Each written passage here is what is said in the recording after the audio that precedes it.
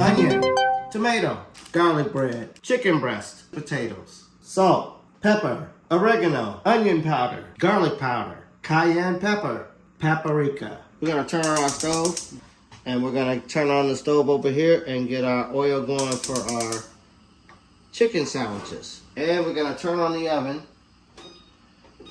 to get it started for our garlic bread. All right, guys, so once we get chips, this is what we want to look for. This is what we want. This is what we're frying. This right here.